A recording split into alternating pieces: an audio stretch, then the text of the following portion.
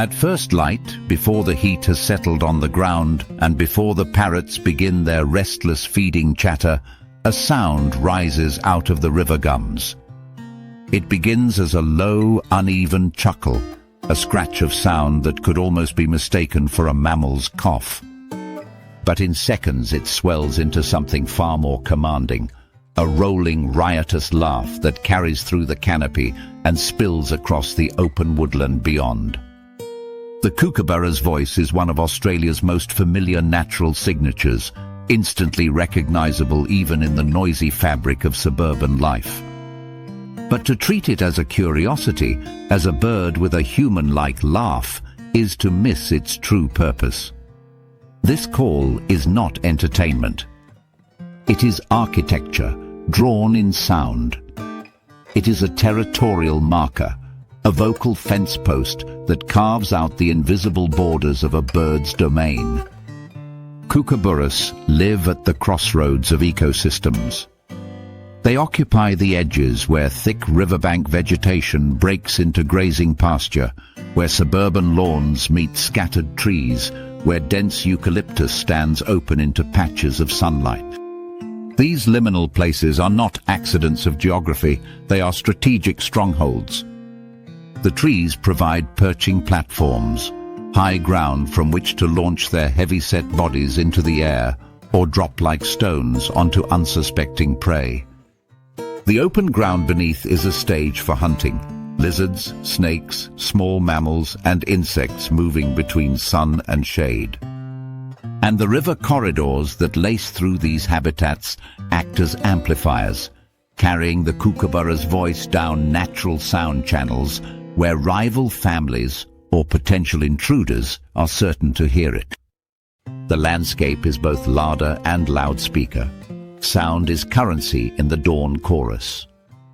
At first glance it seems chaotic. Magpies caroling, butcher birds weaving flute-like notes, honey-eaters exchanging sharp, metallic calls. But within this cacophony lies hierarchy, timing, and encoded information. The kookaburra's role is central. Its laughter often precedes the swelling of other voices, serving as a kind of acoustic clock that opens the day.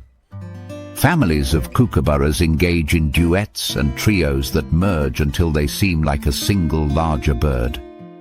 The effect is an illusion of abundance, one family amplifying itself into an army through coordinated timing. Neighbors know the difference.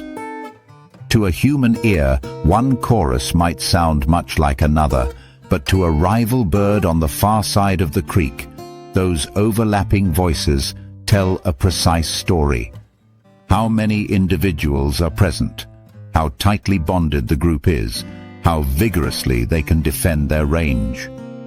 The soundscape is not just social theatre, it is law enforcement.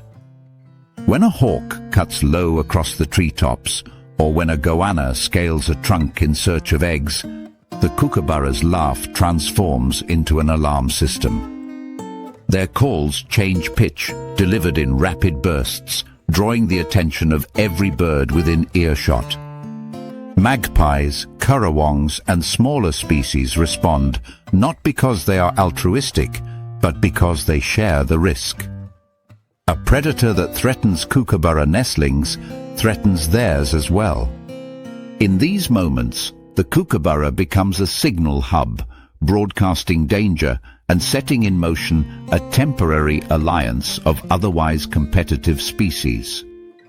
The call carries further than wings can fly in an instant. In landscapes where visibility is broken by trees and undergrowth, the voice travels where the eye cannot.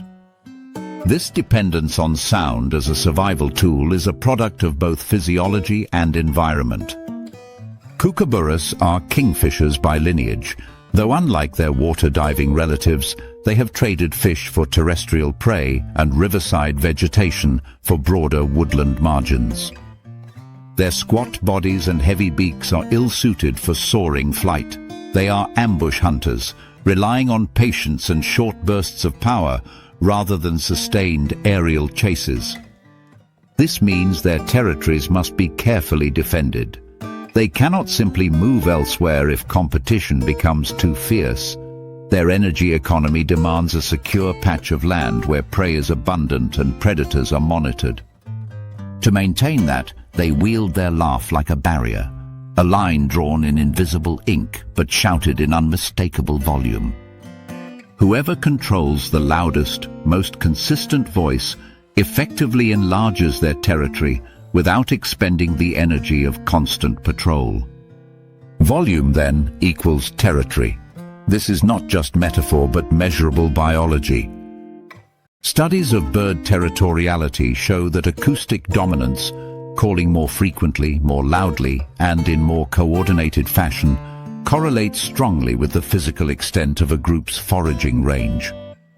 By saturating the environment with their calls at dawn and dusk, Kookaburras project ownership well beyond the physical boundary of their family unit. Neighbors learn to respect these sonic claims, avoiding conflict that could cost them both energy and injury. In this sense, the soundscape itself becomes a contested resource, as vital as waterholes or nesting trees. But the laugh is not static, it shifts with circumstance. During the breeding season, it intensifies, reinforcing the pair bond and warding off would-be challengers. Juveniles learn the rhythm by joining their parents' choruses, their less disciplined calls slowly folding into the pattern until they are indistinguishable from adults. The family unit is central to Kookaburra survival. Offspring often remain with the parents for multiple years, acting as helpers who feed younger siblings and guard the nest. This cooperative breeding strategy is rare among birds, but it allows Kookaburras to maintain strongholds in habitats where the competition is intense. Their laughter, then, is both declaration and training exercise, a lesson in unity carried out in sound. The ecological reach of these behaviors is wider than the bird itself. Other species listen in. Smaller woodland birds may delay their own dawn songs until the Kookaburras have finished, avoiding acoustic overlap that would drown out their calls. Conversely, some species time their vocalizations to coincide with Kookaburra activity, using the louder bird's chorus as cover, the way a mouse might cross open ground during a thunderclap. In this way, the Kookaburra's voice structures the entire soundscape, a keystone frequency that organizes the timing of dozens of other species. There is irony here. Humans have embraced the Kookaburra's laugh as a symbol of joviality. Its call has been spliced into cinema soundtracks to evoke the jungle, even in films set continents away from Australia. But for the bird, this sound is no comedy. It is as serious as a lion's roar, as precise as a wolf's howl. It regulates ownership, coordinates families, warns of danger, and shapes ecological interactions at a community level. To laugh in the forest is to draw a line in it. As the sun climbs and the chorus fades, the Kookaburras return to their roles as hunters. From high perches they watch with extraordinary stillness, scanning the ground for the slightest motion. A snake slides across leaf litter, a skink darts between rocks, a beetle emerges into a shaft of light. Then the bird drops, gravity doing most of the work, striking with a beak strong enough to kill prey on impact. The laugh that framed the day now gives way to silence, but the borders it defined remain in place until dusk, when the process begins again. Evening is not just a repeat of morning, it is reinforcement, a reminder that the family is still present, still dominant, still in command of this patch of land. Through this cycle, the Kookaburra embodies a principle that extends beyond its own survival. In ecosystems shaped by fire, drought, and sudden floods, permanence is rare. Trees may fall, waterholes may vanish, insect populations may boom and crash in days, but sound endures. It is not dependent on rainfall, not tied to a single season of abundance. As long as a bird can breathe, it can call, and as long as it can call, it can claim. The kookaburra's laugh is therefore more than behavior. It is strategy codified by evolution, a sonic inheritance passed through millions of years of adaptation to unpredictable landscapes. In this way, the kookaburra becomes something larger than a bird perched in a gum tree. It is a manager of acoustic real estate, a conductor in the orchestra of dawn, a sentinel that alerts neighbors to threats they cannot yet see. To understand the kookaburra is to understand how sound itself can be weapon, map, and shield. And in the end, its lesson is simple but profound. In a world where territory defines survival, it is not always the strongest or fastest that prevail. Sometimes it is the loudest. Whoever owns the soundscape owns the space. The heat of the day is fading. Long shadows stretch across the grasslands as the sun lowers behind stands of acacia and mulga scrub. This is the hour when kangaroos begin to stir in earnest. Through the haze of dusk their silhouettes emerge, ears swiveling like twin antennae, noses twitching to test the breeze, powerful tails propping them upright in watchful stillness. For much of the afternoon they have rested in shade, conserving energy under the punishing weight of Australia's interior sun. Now, with the air cooling and grasses loosening their daytime wilt, the mobs rise. They graze, they groom, they move as a collective across open ground. And beneath their grazing rhythm lies another layer of communication, one that does not ride the air, but the earth itself. The kangaroo's language is as much vibration as it is sound, a telegraph sent through soil that reaches the feet of every animal nearby. The first hint is a thump. Not the casual sound of a kangaroo shifting its stance or bounding across a patch of bare earth, but a deliberate, resonant beat, hind feet striking hard against the ground in a sharp double pulse. It is low, it is percussive, and it travels in a way few calls can in this environment. Grasslands are open, wind-swept places where air currents scatter high-pitched sound. But vibration driven into the ground moves differently. Soil and rock become conductors, carrying those pulses farther and more steadily than the best alarm call could manage. To the human ear, it is unmistakable, a hollow drumming that seems to come from the earth itself. To kangaroos, it is urgent code. Every mob has its sentinels, individuals that take up higher ground or maintain an upright stance, while others feed with heads lowered. These sentinels are not randomly assigned. Often they are mature females, mothers balancing the needs of their joeys with an instinct for vigilance, or younger males alert for any disruption. The system works because it is shared. No single kangaroo can maintain watch endlessly while also feeding, so the role shifts across individuals. When danger is perceived, a scent on the wind, a flash of movement at the edge of scrub, the silhouette of a dingo sliding low through grass, the sentinel acts. One explosive thump, sometimes followed by 2 or 3, and the entire mob reacts almost simultaneously. Heads rise in unison. Ears pivot toward the source. Grazing halts mid-chew.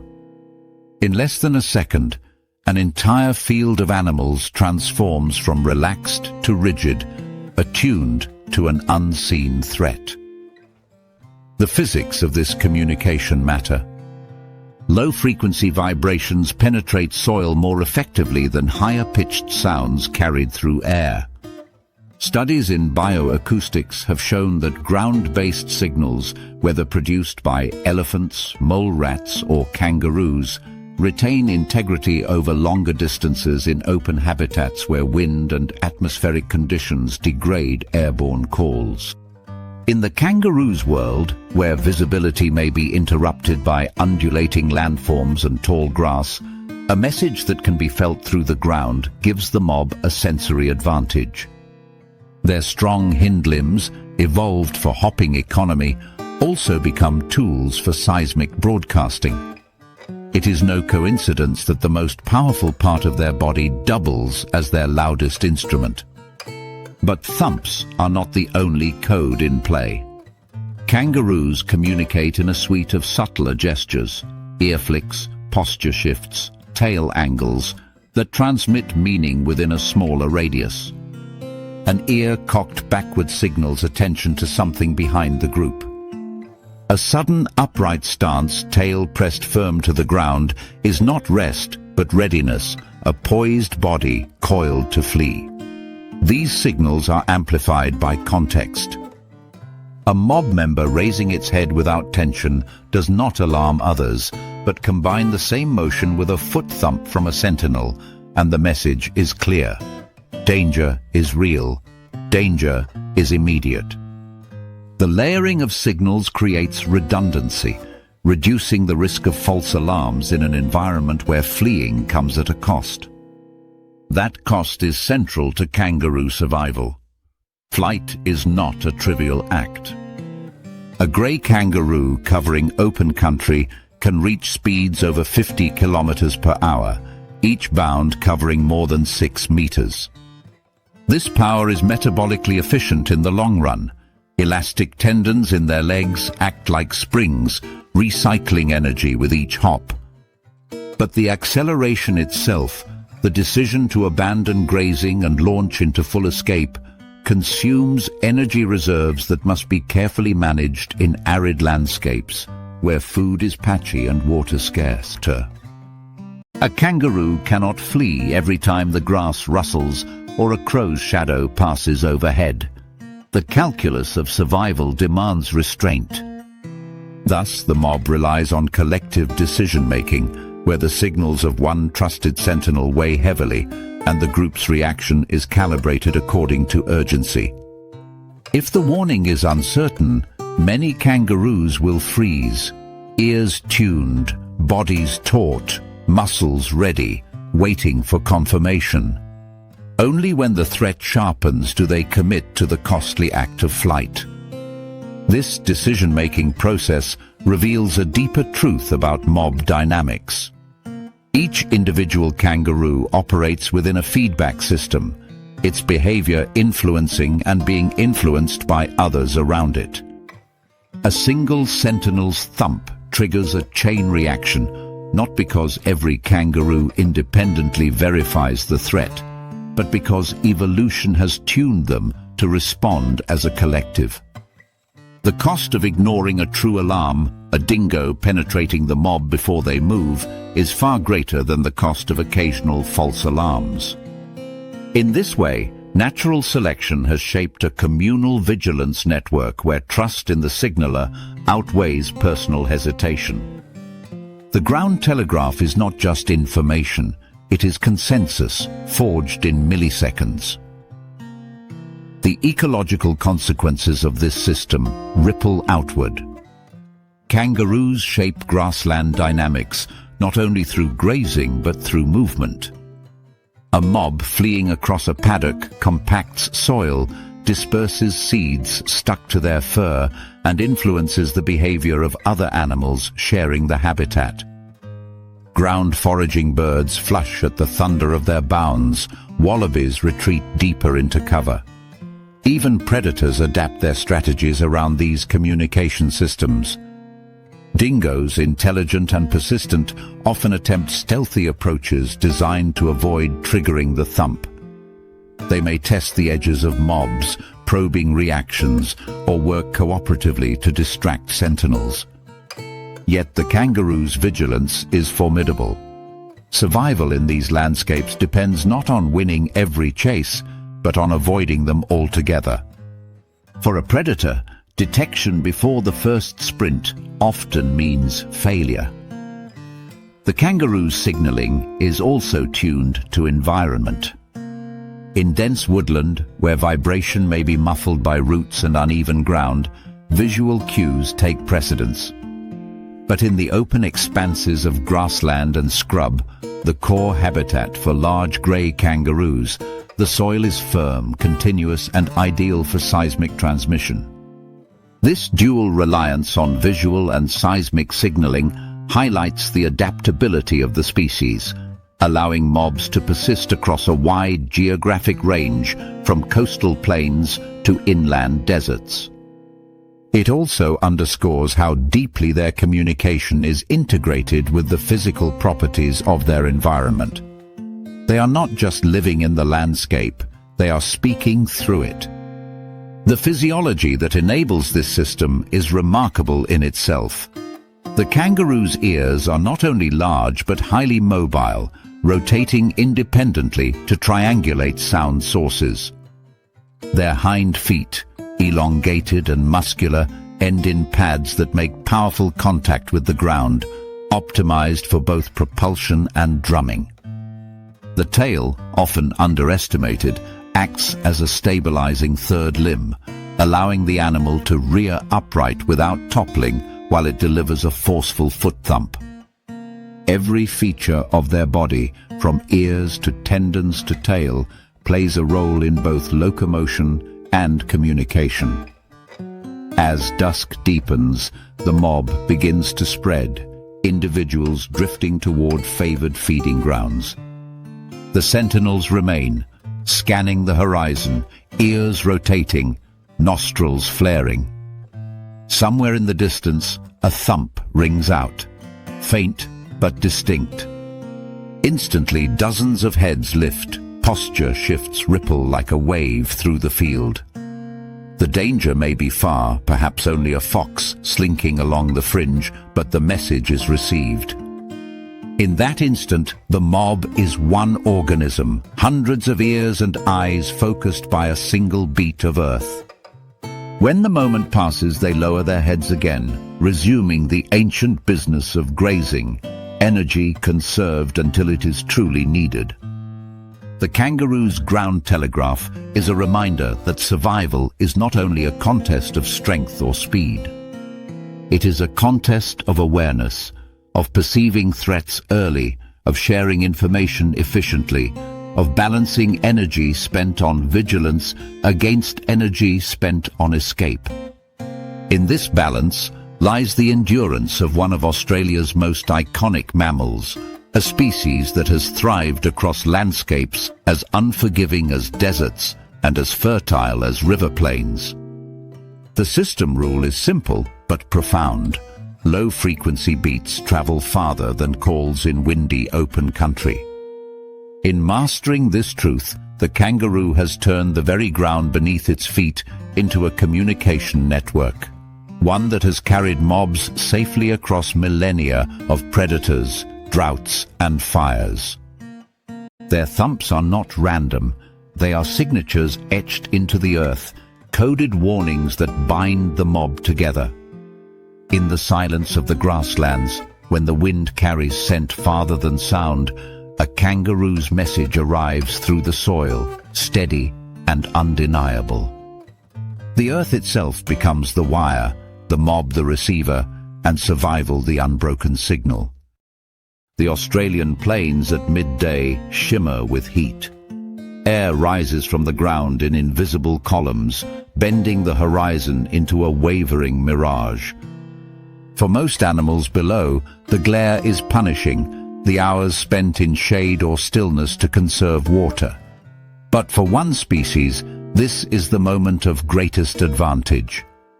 Dark wings spread nearly 3 meters from tip to tip. The wedge-tailed eagle mounts these thermals like an elevator. With each circle it gains altitude without a single wing beat, climbing effortlessly on columns of hot air until it is little more than a silhouette, a sharpened triangle etched against the blue. From the ground, its cry is rarely heard. What matters more is its presence, its shape, and above all, its height.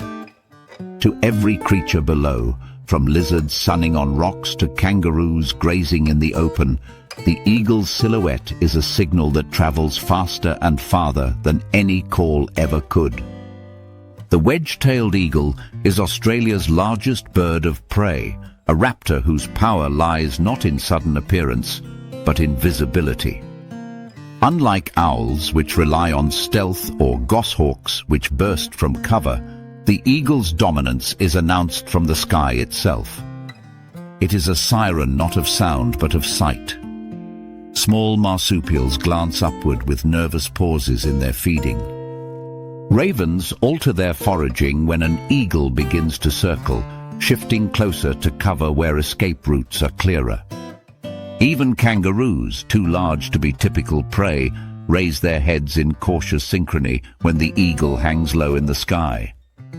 The message is simple. Danger is present, and the landscape must adapt. This aerial visibility ripples across what ecologists sometimes call the predator triangle.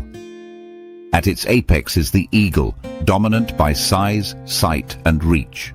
Beneath it are mesopredators, foxes, dingoes, goannas, crows, each opportunistic in their own right, but instantly reduced in confidence when an eagle arrives overhead. A carcass that might be contested fiercely among scavengers is abandoned or approached with hesitation once those massive wings cast a shadow over it. The eagle's glide is both a hunt and a decree, a reorganization of feeding hierarchies in real time. At the base of the triangle are the herbivores and insectivores, whose lives are governed by vigilance.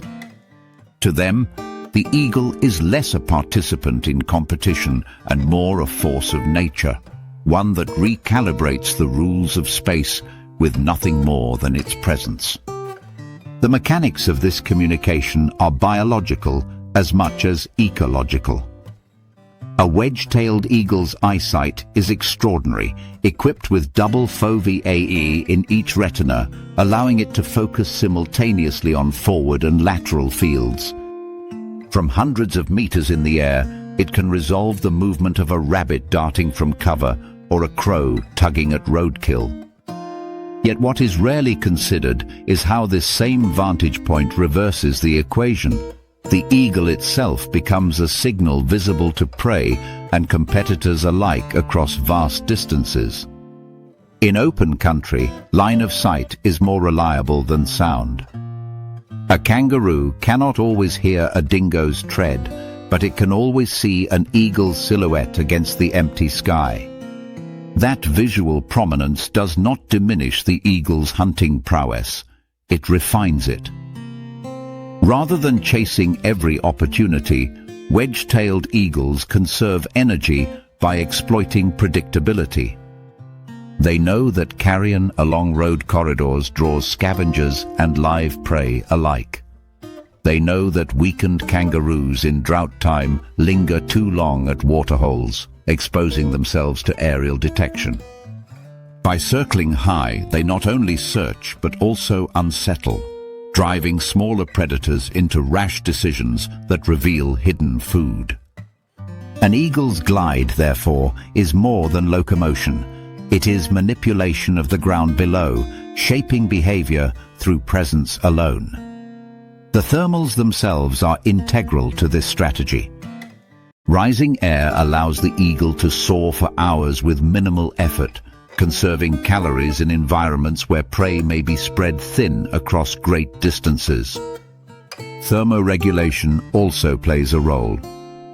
High above the ground, temperatures are cooler, allowing the eagle to remain active when many terrestrial hunters are forced into shade. This vertical access to climate is a privilege of flight, one that makes the eagle as much a master of energy management as of predation. On ridgelines, the dynamics shift again. Wind striking a slope creates updrafts, letting the eagle patrol borders of escarpments with the ease of a kite tethered in place. These ridgelines often act as ecological highways, channels for both predator and prey movement, and the eagle's dominance over them is absolute. Any fox or dingo navigating the ridge does so under constant surveillance. The eagle need not descend to alter outcomes. Its presence alone adjusts the timing and confidence of every other hunter. Yet for all its grandeur, the eagle is not immune to the realities of competition. Carcasses become theaters of hierarchy. A kangaroo struck by a vehicle will first draw corvids, whose raucous calls advertise the find. Goannas may lumber in, tongues flicking as they test the scent. Dingoes circle, gauging risk and opportunity. But once a wedge-tailed eagle drops from the thermals and lands, the ground changes. Its massive talons grip firmly, shoulders hunch over the prize, wings spread in mantling display that casts a warning shadow. Lesser scavengers hesitate, orbiting but rarely challenging directly. A fox may dart in and retreat, a crow may snatch morsels from the periphery, but the eagle remains at the center. In this moment, hierarchy is no longer contested by strength alone, but by the authority of height. The bird that owns the sky dictates the order on the ground. The ecological consequence is profound. The eagle's role as a top scavenger influences decomposition rates, nutrient cycling, and even roadkill distribution. By claiming carcasses early and decisively, wedge-tailed eagles not only feed themselves, but regulate access for other scavengers. This reduces the energy smaller predators can devote to carrion and pushes them toward alternative hunting strategies. In essence, the eagle's presence reshapes food webs from above, dictating not only who eats what, but when. For prey species, the eagle's silhouette demands constant risk assessment. Many small mammals in open habitats time their foraging around eagle activity, emerging more boldly when skies are empty and retreating at the first sign of circling wings. Lizards bask closer to cover when eagles are present, balancing the need for sun with the risk of exposure. Even insects are indirectly affected. Grasshoppers flushed by kangaroos grazing nervously under eagle shadow become easier targets for smaller birds. In this way, the eagle's line-of-sight signal cascades through layers of ecological interaction far beyond the individuals it directly consumes.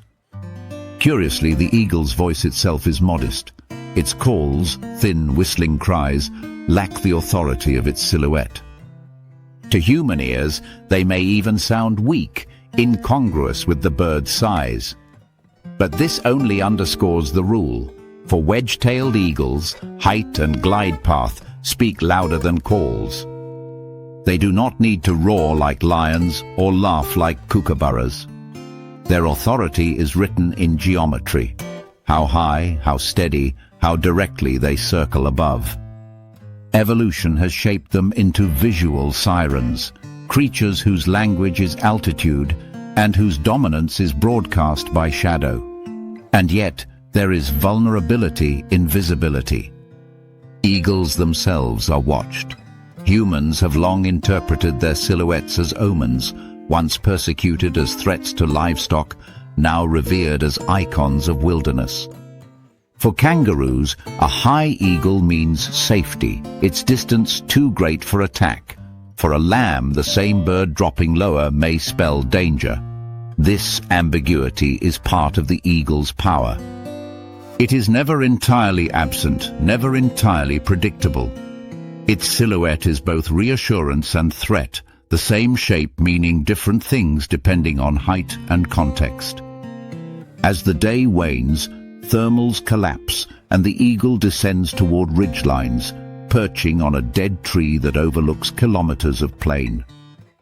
Below, the landscape shifts again.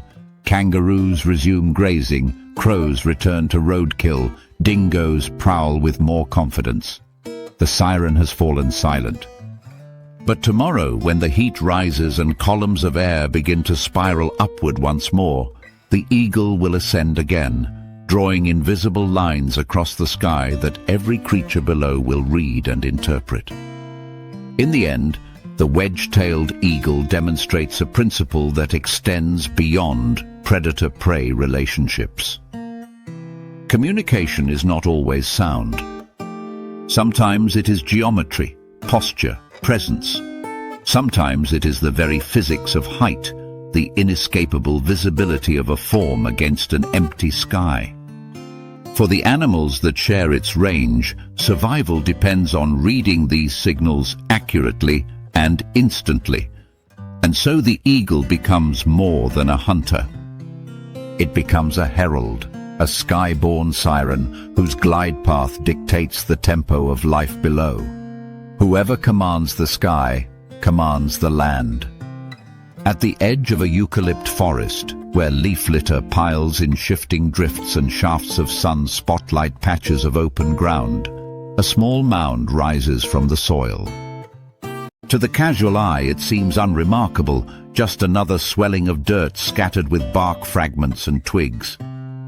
Yet beneath it lies a fortress, a colony engineered in chambers and corridors, connected to the surface by narrow shafts. This is the domain of the bull ant, one of Australia's most formidable insects. Giants by ant standards, some species reaching more than 3 centimeters in length, bull ants are not only predators but sentinels, their survival hinging on the speed and precision of their communication. In the cluttered world of undergrowth, where sightlines vanish and sound dissipates, the fastest messages are carried not by calls, but by chemistry. A single worker patrolling the mound freezes. The forest seems unchanged, sunlight, leaves, the faint stir of wind, but the ant has detected vibration, the dull tremor of a footfall or shifting bark. In an instant she lowers her abdomen, presses her sting against the soil, and releases a burst of alarm pheromone. The effect is electric. Workers foraging along branches meters away halt, pivot, and rush homeward. Others within the nest surge upward, pouring from tunnels that moments before appeared empty. A mound that seemed lifeless is suddenly alive with armored insects, their massive mandibles agape, their compound eyes scanning, their antennae vibrating with urgency. What triggered this reaction was not a cry or a sound, but a chemical flash, an odor packet of information broadcast in molecules so potent that only a few micrograms are enough to mobilize an army. The bull ant's reliance on chemistry is a consequence of its environment. Eucalypt forests and gardens are dense with competing signals, bird calls, rustling mammals, the constant background of wind through leaves. In such clutter, acoustic alarms are inefficient, but odor cuts through the chaos. Volatile pheromones disperse rapidly, carried by air currents and absorbed instantly by the exquisitely sensitive receptors on ant antennae. For species like bull ants, whose eyes are unusually large for ants and capable of keen vision, this olfactory layer complements their visual hunting. They can track prey by sight, but they guard the colony by scent. The mechanics of recruitment are brutally efficient. When alarm pheromone is released, the concentration gradient dictates the urgency of the response. Ants closer to the source react first and most aggressively, while those at greater distances interpret weaker signals as a cue to orient and prepare. This creates a ripple effect, drawing defenders to the mound in concentric waves. Bright light, movement or vibration near the nest accelerates the process. A shadow falling across the entrance, the tremor of footsteps, or even the warmth of an approaching mammal's breath all amplify the urgency encoded in the chemical message. Within seconds, dozens of ants stand on the soil surface, jaws flexing, their stings ready. That sting is legendary. Unlike many ants that bite and then spray formic acid, bull ants deliver venom directly via their stinger, an organ more typically associated with wasps, their evolutionary relatives.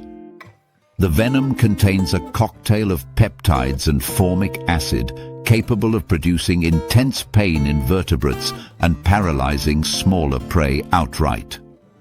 But its role is not simply to kill. The sting itself is a deterrent code, a physical message layered onto the chemical one. Animals that brush too close to a mound, goannas, echidnas, even humans, learn quickly that this is defended ground.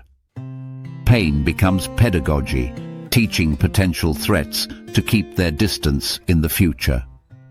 Yet the bull ant's aggression is highly strategic. Away from the nest, these ants are solitary hunters, patrolling individually rather than swarming like their smaller cousins. They climb saplings, stalk caterpillars, and intercept spiders on the ground, relying on their excellent vision to track moving targets.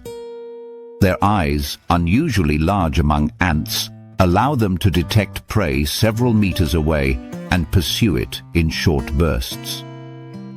Here, their communication shifts. Hunting ants lay chemical trails not for mass recruitment, but for orientation, marking paths to and from food sources. But when danger strikes near the colony, strategy changes. The pheromone shifts from guidance to alarm, and suddenly the solitary becomes communal. This duality, individual hunters transforming into a coordinated defense force, illustrates the flexibility that has allowed bull ants to thrive for over 100 million years, some of the oldest surviving lineages of ants on Earth. What emerges is not chaos, but order. Researchers have noted that alarmed bull ants distribute themselves strategically around the nest, some remaining near entrances while others patrol perimeters in widening circles. Their visual acuity ensures that once they are mobilized, intruders are not only chemically marked, but visually tracked. This makes bull ants unusual among ants. Their communication network is chemical, but their enforcement is optical. A hand waved above a mound is not just detected by vibration, but actively followed by dozens of compound eyes, a disconcerting reminder that these ants bridge two sensory worlds more than most insects. The stakes of this rapid mobilization are high. A nest mound is not just soil, it is a vault of resources containing larvae, pupae, stored food, and the queen whose reproduction sustains the colony. To lose it to predation or disturbance would be catastrophic. Echidnas, with their long, sticky tongues, pose a constant threat, as do invading ant species seeking to usurp territory. Even small mammals that disturb soil can collapse tunnels and expose brood chambers. The chemical flash alert is therefore an evolutionary necessity. By compressing recognition and response into mere seconds, bull ants turn vulnerability into resilience. This reliance on chemical networks also demonstrates a broader principle of communication in cluttered habitats. Sound, while effective in open air, is easily obstructed by vegetation, muffled by soil, and drowned by competing noise. Visual signals are line of sight, limited by light and obstacles. Chemistry, by contrast, can thread through complexity, wrapping around leaves, seeping into cracks, persisting long enough to guide but volatile enough to vanish before confusing later signals. For ants, chemistry is both language and infrastructure. And for bull ants in particular, the speed of alarm pheromones outpaces any other medium, a flash alert system where molecules carry more weight than decibels. Beyond their role as guardians, bull ants shape ecosystems in subtler ways. Their foraging affects insect populations, keeping caterpillars and beetles in check. Their nests aerate soil, mixing organic matter and enhancing nutrient cycling. Even their alarm pheromones ripple through communities indirectly, Predators that attack one ant and trigger a chemical surge may find themselves mobbed, altering their hunting behavior in future encounters. Through these interactions, bull ants embody the paradox of the small, creatures individually modest in scale but collectively influential across entire habitats. As evening falls, the mound quiets. Ants that surge to the surface retreat below, the alarm faded as molecules disperse. The air clears of chemical urgency, and the forest resumes its normal rhythms, frogs calling from damp hollows, kookaburras settling into roosts, moths stirring in the cool dusk. To a passerby, the mound once again looks still, yet the system is never off. Antennae twitch in the dark, receptors primed for the next tremor, the next shadow, the next scent of intrusion. In the world of bull ants, speed is survival. Not the speed of legs or wings, but of information. They show us that the fastest networks are not built of wire or sound, but of odor. Chemical packets carry commands across tangled undergrowth faster than cries or vibrations ever could.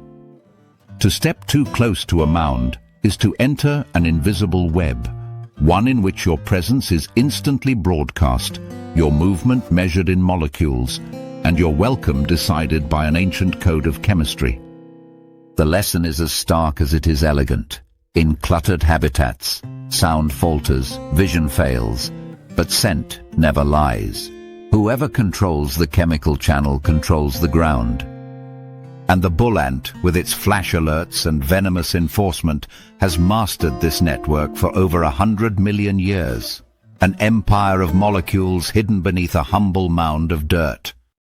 The rainforest at dawn is never quiet, but it is layered.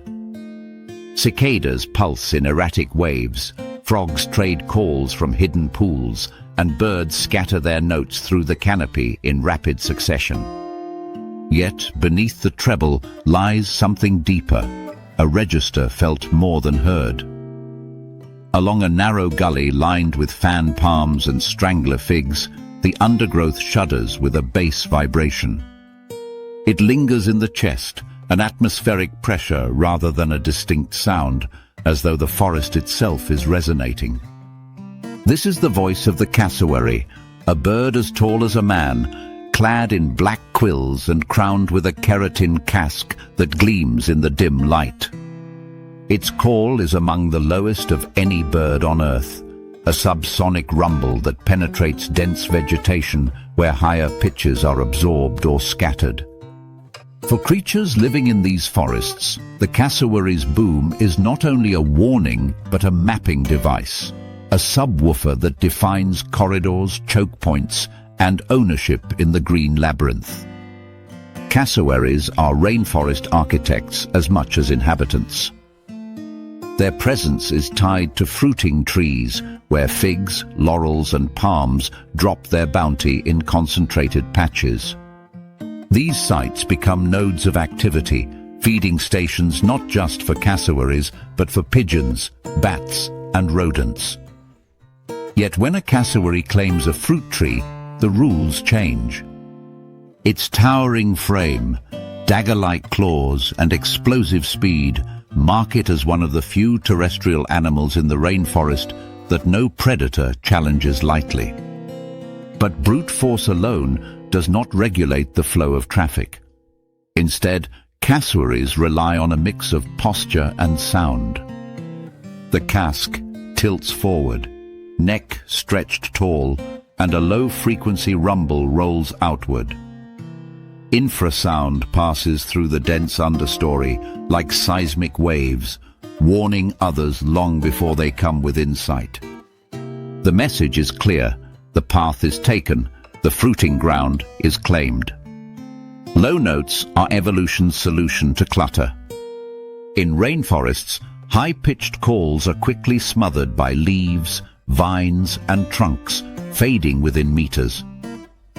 Deep frequencies, by contrast, bend around obstacles, traveling long distances with minimal loss. Elephants use them across savannas, crocodiles through water, and cassowaries through thickets, where vision fails and airspace is crowded with sound. This acoustic niche allows cassowaries to maintain territory and manage encounters without constant confrontation. A boom that lasts 2 seconds may spare both birds the cost of a fight that could end in serious injury. Evolution has equipped them with armor, thick legs, keratin casque, dagger-like inner claws, but the system works best when violence is avoided. The rainforest is resource-rich but spatially constrained, and every corridor or fruit tree is a negotiation point. In such landscapes, efficient communication is survival. The casque itself is more than ornament. Composed of a spongy, keratinized matrix, it likely plays multiple roles. Some researchers propose it amplifies infrasound, acting as a resonating chamber to project those deep rumbles farther through forest clutter. Others suggest thermoregulation, blood vessels running through the casque, allow the bird to radiate heat in the humid tropics, a cooling system hidden in plain sight. The truth may be both. A structure can serve multiple functions if evolution finds them useful. In the cassowary, form and signal are inseparable, biology repurposed to meet the challenges of heat, sound, and space. Pathways through the rainforest tell the story of these birds. Cassowaries carve trails with their daily movements, creating corridors that other species exploit. Wallabies, goannas, and smaller birds often follow these tracks, where dense vegetation has been pushed aside by the cassowary's bulk. But these corridors are not open to all at all times.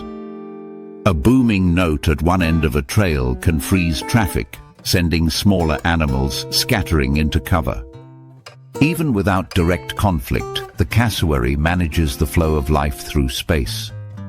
In this way, their infrasound is not just a call, it is infrastructure, marking the availability of passage in a forest otherwise ruled by barriers. The stakes are highest at choke points.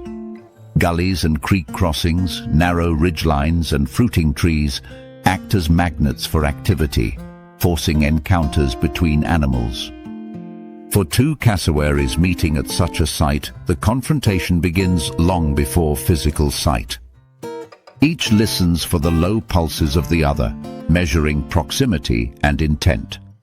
If both persist, they may close distance, posturing with head held high and feathers bristling. The booming intensifies, sometimes accompanied by hissing and rapid movements of the head. In rare cases, combat ensues, with kicks powerful enough to split open opponents. But far more often, the lower-ranked bird yields, turning away before damage is done. The subwoofer has done its work, mediating access without destruction. The ecological consequences of these behaviors ripple outward. Cassowaries are primary dispersers of large rainforest fruits, swallowing them whole and transporting seeds kilometers away. Many plant species depend almost exclusively on cassowaries for regeneration. Without them, forests would lose key components of their diversity. But the very act of dispersal is governed by territory and communication. Where cassowaries boom, seeds travel. Where their calls are absent, regeneration slows. In this sense, the bird's subsonic language shapes not only animal interactions, but also the geography of future forests. Their low notes are blueprints, tracing invisible lines of seed dispersal across generations. What makes the cassowary particularly fascinating is how its communication transcends species. Mammals, birds, and even humans feel the rumble in their chests when standing close. For other animals of the rainforest, these vibrations are cues to adjust behavior, whether to flee, yield, or wait. Much as kangaroos rely on ground thumps or kookaburras on choruses, cassowaries command space through signals that travel faster and farther than confrontation itself. But unlike those species, their calls are often below the range of human hearing. We perceive only the fringe of their power, an edge of bass that hints at a world of signals flowing beneath our awareness. For a solitary bird, such communication is essential. Cassowaries do not move in flocks or mobs. Adults are fiercely territorial, meeting only briefly for mating or, in the case of males, raising chicks. This isolation makes efficient long-distance signaling even more critical.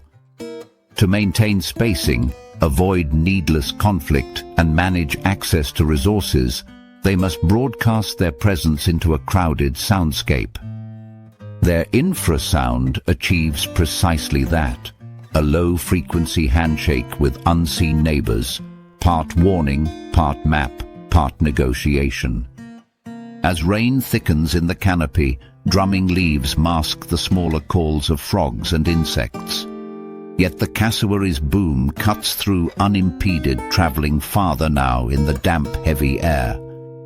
For kilometers, its message threads through vines and roots.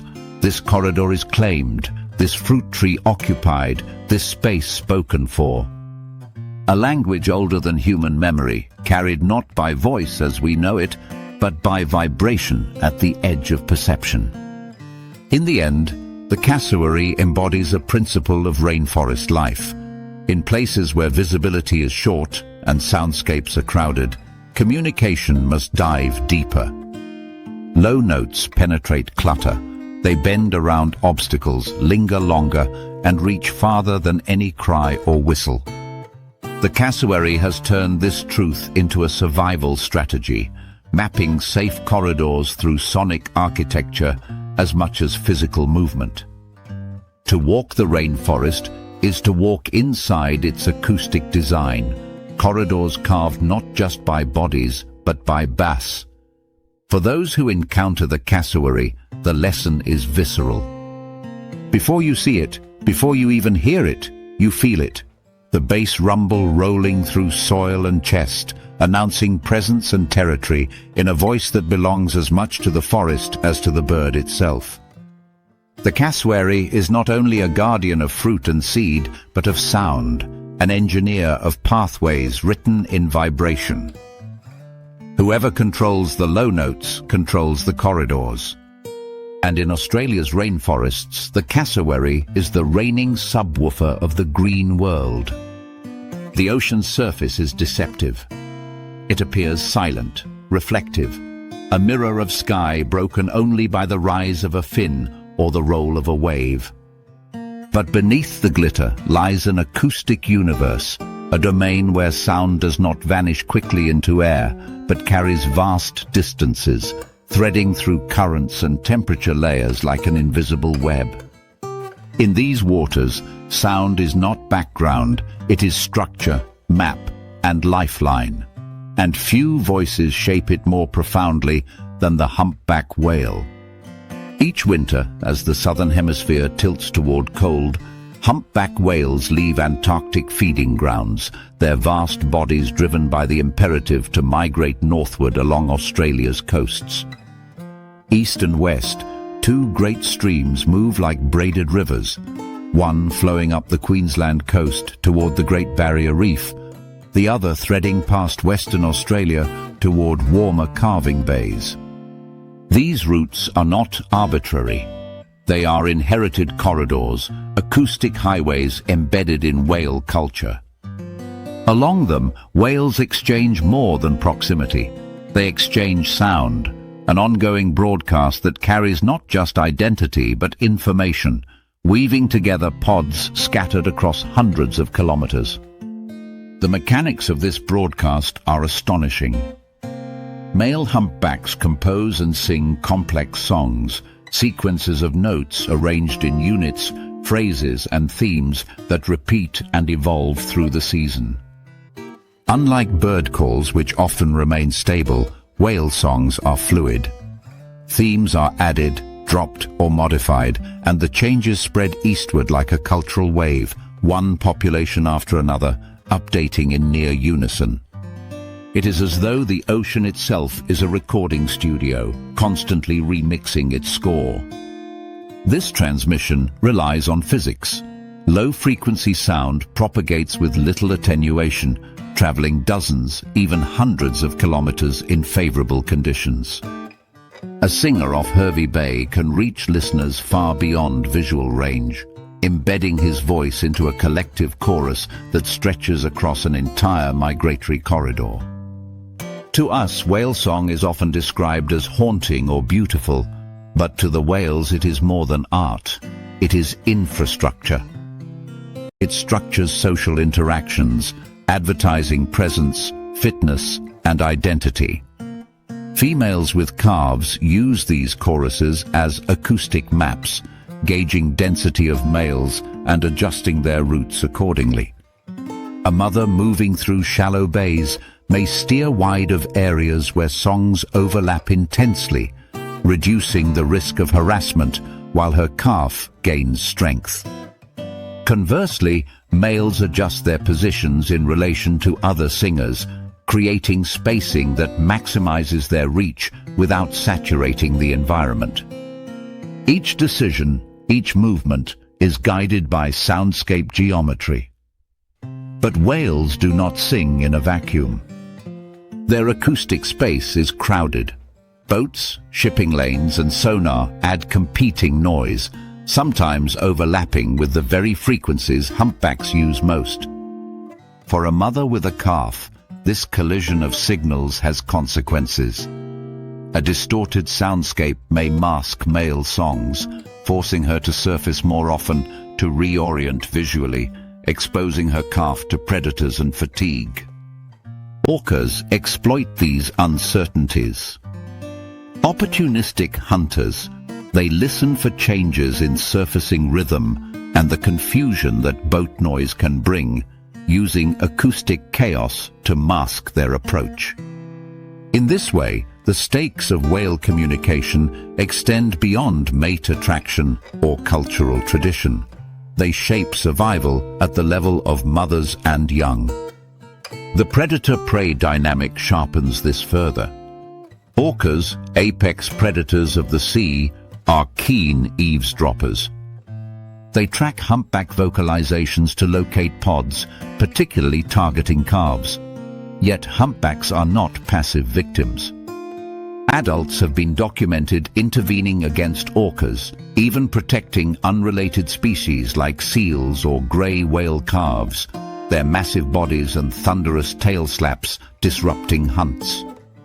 These acts may be partly incidental, but they highlight how acoustic information and social behavior intertwine.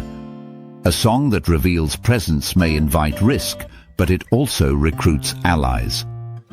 The ocean wire carries not just signals of vulnerability, but potential calls to arms.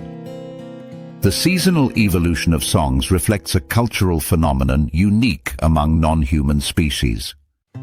Each year, the dominant song theme on Australia's east coast may originate in one region, such as Queensland, and gradually sweep across the Pacific, adopted by distant populations.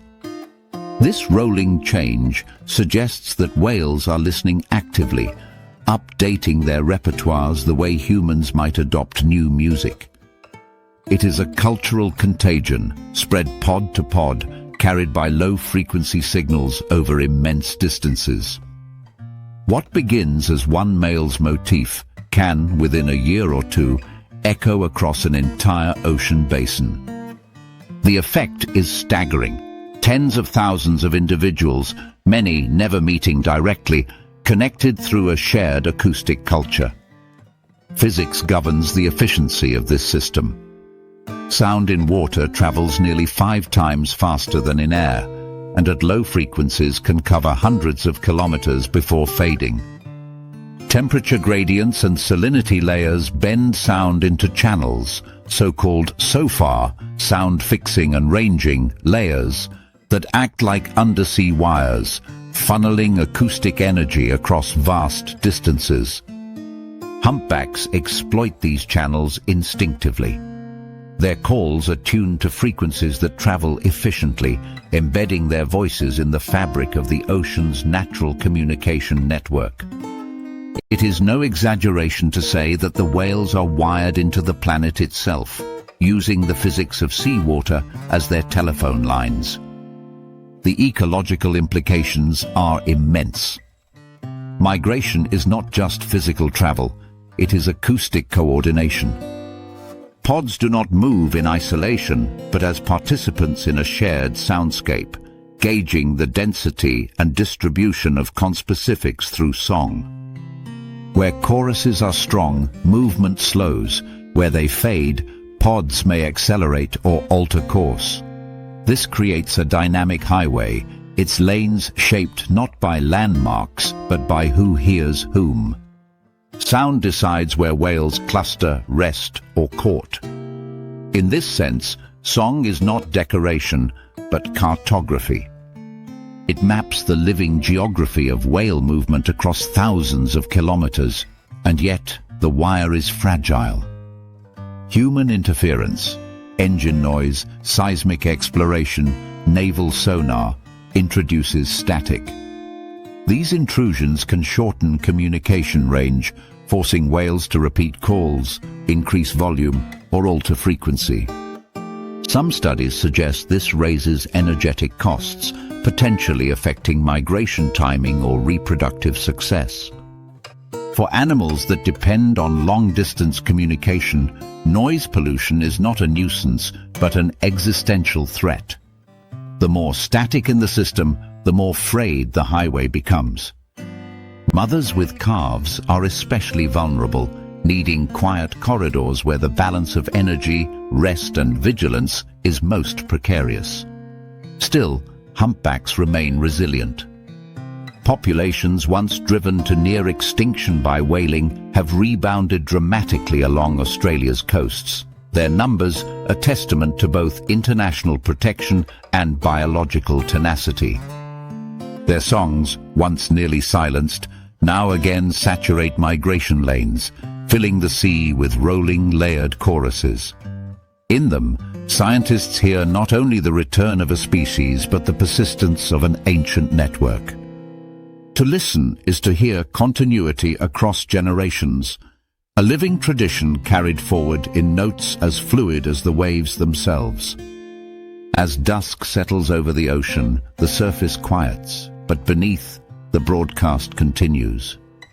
A male floats vertically, head down, tail up, his immense lungs fueling a sustained, pulsing song. Dozens of kilometers away, another male listens, modifying his own theme in subtle alignment.